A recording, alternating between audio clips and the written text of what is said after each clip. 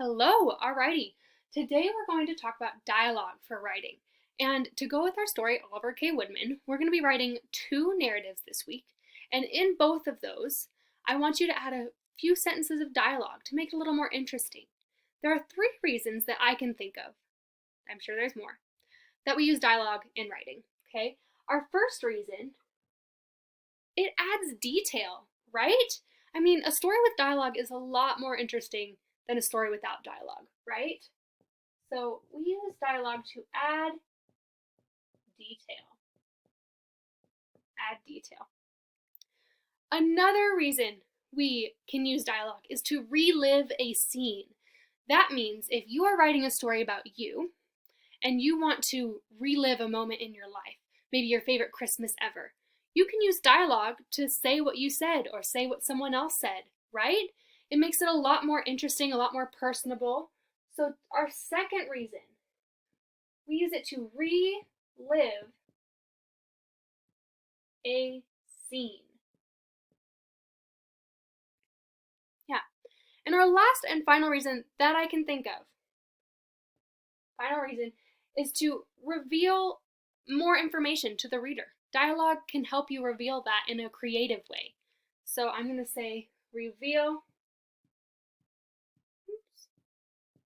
more info. Those are the three ways that I think of that help our writing when we use dialogue.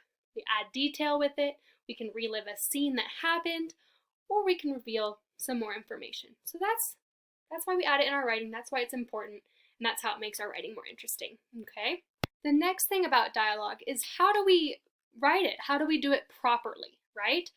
So say in my story, I wanted someone to say, that dog is very fluffy. Now, first I want to think, is this going to be a statement? Is it going to be an exclamation? Or is this going to be a question? Well, I can rule out question right away, right? This isn't a question. I'm not saying, that dog is very fluffy. No. So this is either going to be a statement or an exclamation. I can choose either one. I'm going to be really excited about this dog being fluffy. So this is going to be an exclamation for me. I'm going to put an exclamation point to finish off that sentence. That dog is very fluffy, right? Like that. Now, in order to put this in a story, we have to know who said it, and we have to add two little marks at the beginning and end. And if you can remember what those marks are, pause this video. All right, let's see if you're right. Here we go.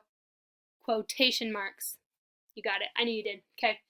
So, that dog is very fluffy.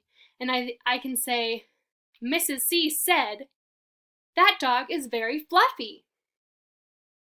So I'm going to write that. I would go, Mrs. C said. Now, do we remember how we move into a dialogue in a sentence? I know my handwriting is really bad. Just, it's okay. Mrs. C said, I need a comma. You always have a comma before dialogue in a sentence. After said, after that word that tells me my dialogue is starting, I need a comma. Then I put my quotation marks, and I can start the dialogue. That dog is very fluffy. Exclamation point. And my punctuation goes inside my quotation mark. I put the exclamation point inside the quotation marks. It would be wrong if you wrote it like this. If you did your quotation marks and then your exclamation point. Wrong. It goes inside, okay? So Mrs. C said, that dog is very fluffy, then quotation marks. But sometimes said is so boring. Oh my goodness. In your stories, if you keep saying, I said, and Johnny said, and Bob said, and he said this, way boring. So in this lesson in the Google Classroom, I'm going to have a link to this handy dandy sheet of paper. It says, put said to bed. That means stop saying said. Here are some words we can say instead, right? So I'm gonna look on here. Some of the options are whispered, giggled, scolded, sang, agreed, advised, moaned. So instead of said for this sentence, Mrs. C. Now, what am I doing here? I'm excited. This is an exclamation. So I am exclaiming. So instead of Mrs. C said, I'm going to see Mrs. C exclaimed.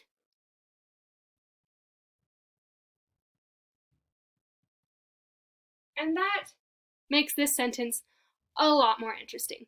Mrs. C exclaimed, that dog is very funny.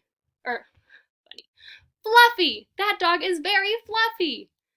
And now you have a bit more variety in your writing instead of always saying said every time you write, right? Okay.